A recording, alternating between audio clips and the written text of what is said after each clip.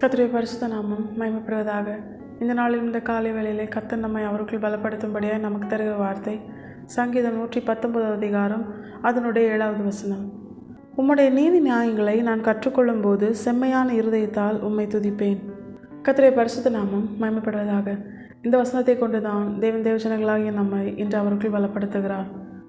தேவஜனங்களாகிய நம்மை துதிக்கும்படியாகத்தான் நம்முடைய தேவன் ஏற்படுத்தி இருக்கிறார். இந்த ஜனத்தை எனக்கென்று ஏற்படுத்தினேன், இவர்களின் துதியை சொல்லி வருவார்கள். தேவஜனங்களாகிய நாம் நம்முடைய தேவனை துதிக்கும்படியாகத்தான் நம்முடைய தேவன் நம்மை அழைத்திருக்கிறார், தெரிந்து கொண்டிருக்கிறார். அவர் வேறு பிரித்து அவருடைய ரட்சிக்கப்பட்ட தேவ ஜனமாய் நம்மை உருவாக்கி கொண்டிருக்கிறார். தேவனை நாம் துதிப்பதுதான் தேவன் நம்மிடத்தில் எதிர்பார்க்கிற பிரதானமான காரியம்.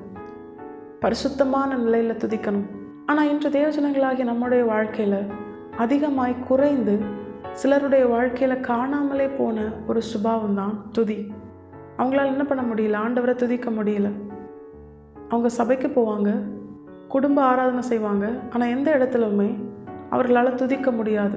தேவஜனங்களாகிய நம்மிடத்தில் ஆண்டவர் எதிர்பார்க்கிற இந்த பிரதானமான சுபாவத்தை நாம் வெளிப்படுத்தாதே இருந்தோமே ஆனால் வேதம் சொல்லுகிறது, துதி என்பது பிசாசு எந்த விதத்திலும் நம்மை சேதப்படுத்தாதபடிக்கு கர்த்தர் நமக்கு வைத்திருக்கிற ஒரு அரண். உன் வாசலின் தாழ்பால்கள் பலப்படட்டும் என்று வேதத்தில் சொல்லப்பட்டிருக்கிறது. தேவஜனங்களாகிய நம்முடைய வாழ்க்கையில் துதி என்பது ஒரு பிரதானமான காரியம். ஆனால் இந்த நாளிலும் ஏன் நம்மளால் துதிக்க முடியல? இதற்கு அநேக பதில்கள் நம்முடைய சுயத்திலிருந்து நாம் சொன்னாலும், அநேக பிரச்சனையினால், தேவையினால், நெருக்கத்தினால, துன்பத்தினால, ஏதோ ஒரு காரியம் நம்முடைய சுயத்திலிருந்து இதற்கு அநேக பதில்கள் நாம் சொன்னாலும் வேதம் ஒரு காரியத்தை காண்பித்து தருகிறது. இந்த வசனத்தை மீண்டும் ஒரு விசை நாம் வாசித்தோமே ஆனால், உம்முடைய நீதி நியாயங்களை நான் கற்றுக்கொள்ளும் போது செம்மையான இருதயத்தால் உம்மை துதிப்பேன்.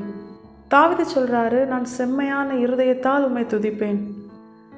இப்போ இதிலிருந்து ஒரு காரியம் தேவஜனங்களாகிய நமக்கு நம்முடைய தேவன் தெளிவாய் காண்பித்து தருகிறார். எவனுக்குள் செம்மையான இருதயம் இருக்கிறதோ அவனால் மட்டுமே உண்மை உத்தவமாய் எந்த விதத்திலும் சோர்ந்து போகாமல் கர்த்தரை துதிக்க முடியும்.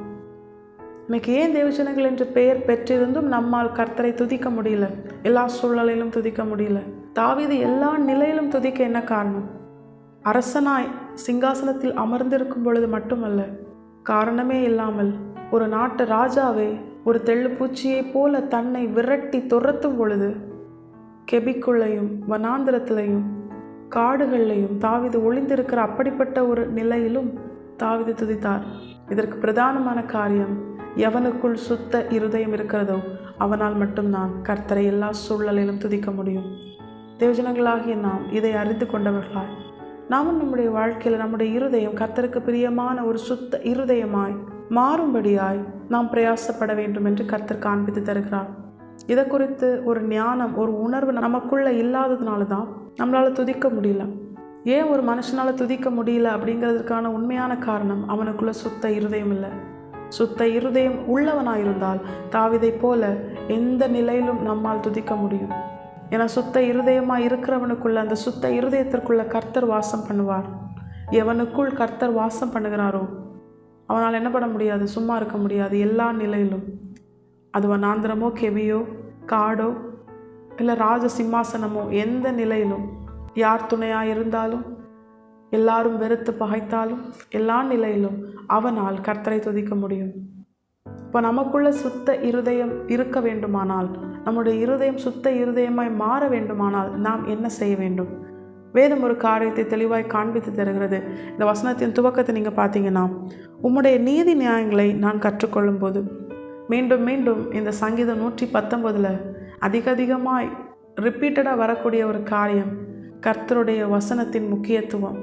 நீதி நியாயங்கள் இது கர்த்தருடைய வசனத்தை உணர்த்துகிறது. ஆதியாகமம் துவங்கி வெளிப்படுத்தின விசேஷம் வரைக்கும் இந்த வேதம் கர்த்தருக்கு பிரியமான நீதி நியாயங்களை நமக்கு கற்றுத்தருகிறது. எவன் ஒருவன் தன்னுடைய வாழ்க்கையில் வேதத்திற்கு முக்கியத்துவம் கொடுத்து வேதத்தை அதிகமாய் கற்றுக்கொள்கிறானோ அவனுடைய இருதயம் சுத்த இருதயமாய் மாறும். ஏன் தெரியுமா? எந்த ஒரு மனுஷனாலுமே கர்த்தரை அறிவதற்கு முன்பதாக சுத்த இருதயம் உள்ளவனாக இருக்க முடியாது. ஏன்னா கர்த்தர் கிரியை செய்யாத ஒரு இடத்துல நிச்சயமாக யார் கிரியை செய்து கொண்டிருப்பா? பிசாசு கிரியை செய்து கொண்டிருக்கும். கர்த்தருடையதாய் சுத்த இருதயமாய் ஒருவனுடைய இருதயம் மாறுவதற்கு முன்பதாக அது பிசாசுக்குரியதாய் இருளடைந்ததாக இருந்திருக்கும். அதனால தான் தாழ்ந்து சொல்கிறாரு, ஆண்டவரே, நான் உம்முடைய நீதி நியாயங்களை கற்றுக்கொள்ளும் பொழுது என்னுடைய இருதயம் சுத்த இருதயமாய் மாறும். ஏன்னா அதற்குள்ளே யார் வந்து வாசம் பண்ணுவா? வசனம் ஒரு மனுஷனுக்குள்ளே அது பிரவேசிக்கும் பொழுது அவனுடைய இருதயம் சுத்த இருதயமாக அந்த வசனத்தால் மாற்றப்படும் பொழுது அவனுக்குள் பிசாசின் கிரியை எந்த விதத்திலும் வெளிப்படாது. அதன் பிற்பாடு அந்த மனுஷனும் அந்த மனுஷனுடைய இருதயமும் கர்த்தருக்குரியதாய், கர்த்தர் வந்து உலாவுகிற ஆலயமாய் அது மாறும். அப்படி மாற்றப்படும் பொழுது அந்த மனுஷனால் எந்த சூழலையும் துதிக்க முடியும். அவனுக்குள்ளே கர்த்தரின் சந்தோஷம், கர்த்தருக்குள் மகிழ்கிற ஒரு அனுபவம், சுபாவம் இருக்கும். எந்த சூழலையாக இருந்தாலும் கர்த்தர் தந்த வார்த்தை நிறைவேறும். எப்படிப்பட்ட நிலையாக இருந்தாலும் கர்த்தர் எனக்கு சொன்னதை நிறைவேற்றுவார். அவர் நல்ல தேவன், அவர் சர்வ வல்லமையுள்ள தேவன். வேதத்தில் சொல்லப்பட்ட சாட்சிகள், அடையாளங்கள், இப்படிப்பட்ட காரியங்கள் அவனை பலப்படுத்தும்.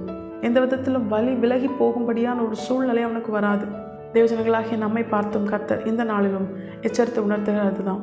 எந்த விதத்திலும் சத்ருவின் உட்புகுதல் இருக்கக்கூடாதுன்னா தேவஜனங்களாகிய நாம் துதி என்கிற மதிலை கட்டுகிறவர்களாய், அந்த தாழ்பால் பலப்படும்படியாய் எப்பொழுதும் எல்லா சூழலிலும் கர்த்தரை துதித்து கொண்டே இருக்க வேண்டும். அப்படி தேவனை எப்பொழுதும் எல்லா சூழலிலும் துதித்து கொண்டே இருக்க வேண்டுமானால் நமக்குள்ளே சுத்த இருதயம் இருக்க வேண்டும். கர்த்தர் வந்து வாசம் பண்ணுகிற, கர்த்தர் வந்து உலாவுகிற சுத்த இருதயம். அந்த இருதயமாய் நம்முடைய இருதயம், சுத்த இருதயமாய் நம்முடைய இருதயம் மாற வேண்டுமானால் வேதம் காண்பித்து தருகிற ஒரே வழி கர்த்தருடைய வசனமாகிய இந்த நீதி நியாயங்களை நாம் கற்றுக்கொள்ளும் பொழுது கர்த்தர் நம்முடைய இருதயத்தை சுத்த இருதயமாய் மாற்றி அவர் வந்து நமக்குள்ளே வாசம் பண்ணி, நம்முடைய இருதயத்திற்குள்ளே வாசம் பண்ணி எப்பொழுதும் எல்லா சூழ்நிலையிலும் கர்த்தருக்குள் மகிழ்ந்து களி கூறவும், கர்த்தரை துதித்து பாடவும், கர்த்தர் என்னோடு உண்டு, எனக்காக யாவையும் செய்து முடிப்பார் என்று அவரை முழுமையாய் விசுவாசிக்கவும் கர்த்தர் நம்மை பலப்படுத்தி அவருக்காக வாழும்படியாய் செய்து நம்மை சாட்சியாக நிறுத்தி முடிவில் நித்திய ஜீவனில் கொண்டு போய் சேர்ப்பது அதிக நிச்சயம். இந்த வசனத்தின்படியே வாழ, கர்த்தரின் நீதி நியாயங்களை கற்றுக்கொள்ள, சுத்த இருதயத்தை பெற்றுக்கொண்டு கர்த்தரை எப்பொழுதும் துதிக்க நாம் நம்மை முழுமையாய் கர்த்தருடைய பாதத்திலே அர்ப்பணிப்போம். கர்த்தர் தாமே இந்த வசனத்தை கேட்டு நாம் அனைவரையும் ஆசீர்வதித்து வழி நடத்துவாராக. கர்த்தருடைய பரிசுத்த நாமம் மட்டுமே மகிமைப்படுவதாக. மாரநாதா, இயேசு வருகிறார். ஆயத்தமாகவும் பிறரை ஆயத்தப்படுத்துவோம். ஆமென்.